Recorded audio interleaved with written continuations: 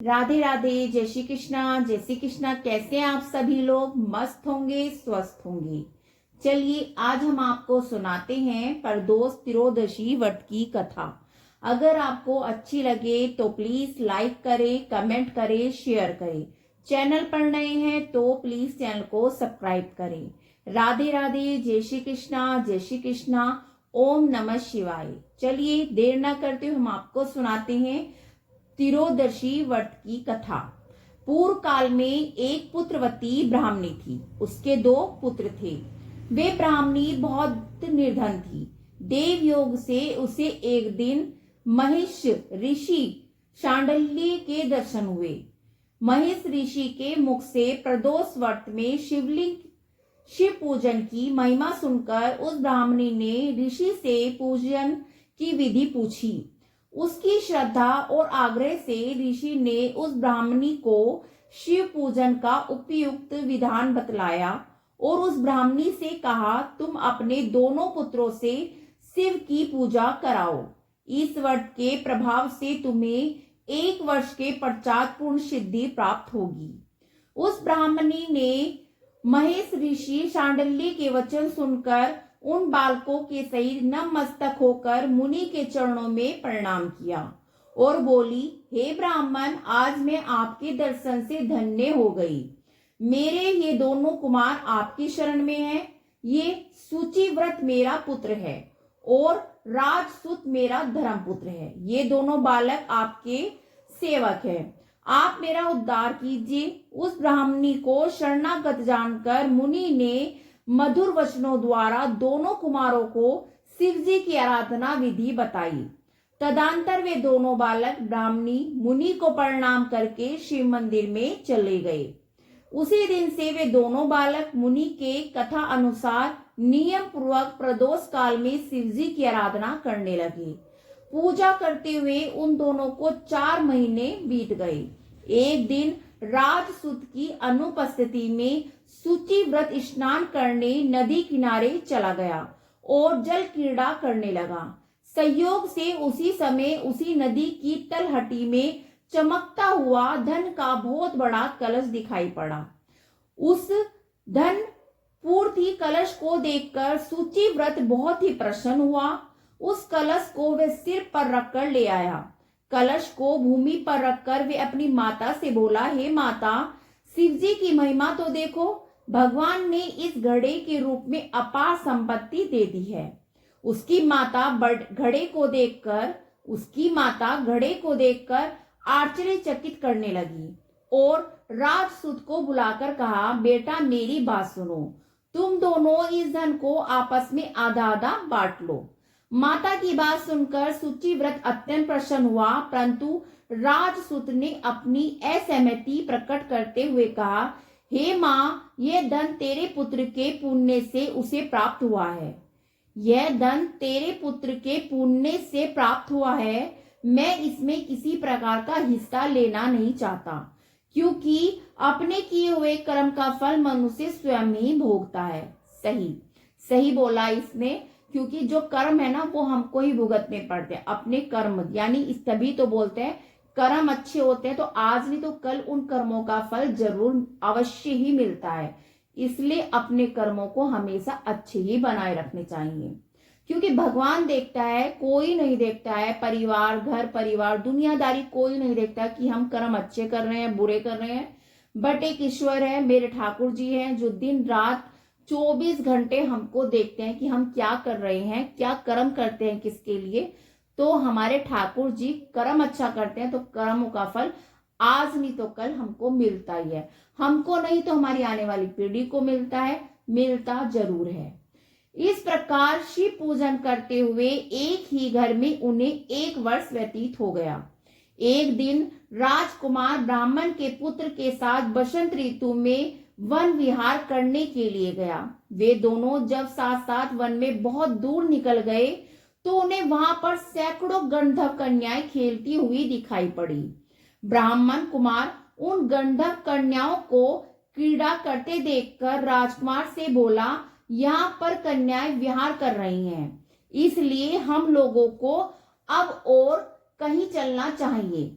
हमें और आगे कहीं और चले जाना चाहिए, क्योंकि ये गंधर्व कन्याएं शीघ्र ही मनुष्य के मन को मोहित कर लेती है।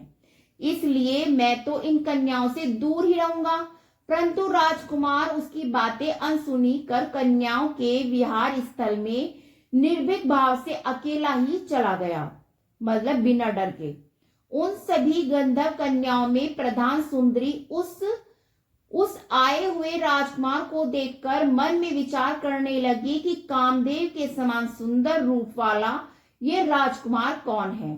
उस राजकुमार के साथ बातचीत करने के उद्देश्य से उस सुंदरी ने अपनी सखियों से कहा, सखियों, तुम लोग निकट के वन में जाकर उस वन में अशोक, चंपक, मोलश्री आदि के ताजे फूल तोड़कर लाओ। जब तक मैं तुम्हारी प्रतीक्षा में यहाँ रुकी रहूंगी। उस गंधर्व कुमारी की बात सुनते ही सब सखियां वहां से चली गई। सखियों के चले जाने के बाद गंधर्व कन्या उस राजकुमार को स्थिर दृष्टि से देखने लगी। उन दोनों में परस्पर प्रेम का संचार होने लगा। गंधर्व कन्या ने राजकुमार को बैठने के लिए आसन दिया। प्रेम लाभ के कारण राजकुमार के सहवास के लिए वह सुंदरी व्याकुल हो उठी और राजकुमार से प्रश्न करने लगी, हे कमल के समास नेत्रों वाले आप किस देश के रहने वाले हैं? आपका यहाँ आने क्यों हुआ? आपका यहाँ आने का कारण क्यों हुआ? गंधर्व कन्या की बात सुनकर राजकुमार ने उत्तर दिया, मैं विधिर राज का पुत्र हूँ। मेरे माता पिता स्वर्गवासी हो चुके हैं। शत्रुओं ने मुझसे मेरा राज्य हरण कर लिया है। राजकुमार ने अपना परिचय देकर उस गंधर्व कन्या से पूछा, आप लोग कौन हैं? आप किसकी पुत्री हैं और इस वन में किस उद्देश्य से आई हैं? आप मुझसे क्या कहना चाहती हैं? राजकुमार की बात सुनकर गंधर्व कन्या ने कहा, हे विव्रविक नामक गंधर्व की पुत्री अश्वमती हूँ। मैं आपको देखकर आपसे बातचीत करने के लिए यहाँ पर सखियों के साथ छोड़कर रह गई हूँ। मैं ज्ञान विद्या में निपुण हूँ। मेरे गाने पर सभी देवता गण भी जाते हैं। मैं चाहती हूँ आपका और मेरा प्रेम सर्वदा बना रहे। इतनी बात कहकर उस गंधर्व कन्या ने अपने गले का बहुमूल्य मुक्ताहार राजकुमार के गले में डाल दिया। वह हार उन दोनों के प्रेम का प्रतीक बन गया। इसके पश्चात राजकुमार ने उस कन्या से कहा, हे सुंदरी, तुमने जो कुछ कहा है वह सब सत्य है, लेकिन आप राजविहीन राजकुमार के पास कैसे रह सकोगी? यानी मैं तो राजविहीन, यानी राज्य नहीं है। आप अपने पिता की अनुमति लिए बिना मेरे साथ कैसे चल सकेंगी? राजकुमार की बात पर वह कन्या मुस्कुराकर कहने लगी, जो कुछ भी हो मैं अपनी इच्छा से आपका वरण करूंगी। अब आप परसों प्रातःकाल यहाँ पर आइएगा। मेरी बात कभी झूठी नहीं हो सकती। गंधर्व कन्या ऐसा कहकर पुनः अपनी सखियों के साथ चली गई। इधर वे राजकुमार भी सूची व्रत के पास जा पहुंचा और उसने अपना सारा वर्तन कह सुनाया। इसके बाद वे दोनों घर को लौट आए। घर पहुंचकर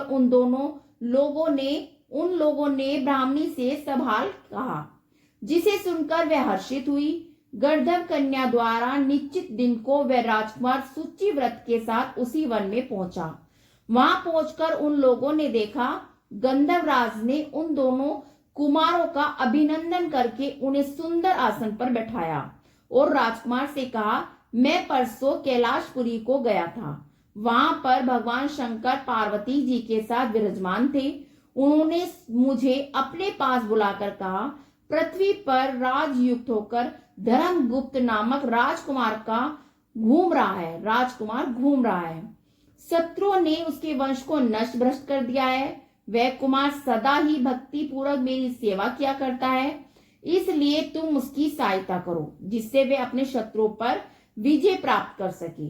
इसलिए मैं भगवान शिव जी की आज्ञा से अपनी पुत्री यशोमती आपको सौंपता हूँ। मैं शत्रुओं के हाथ में गए हुए आपके राज्यों को वापस दिला दूंगा।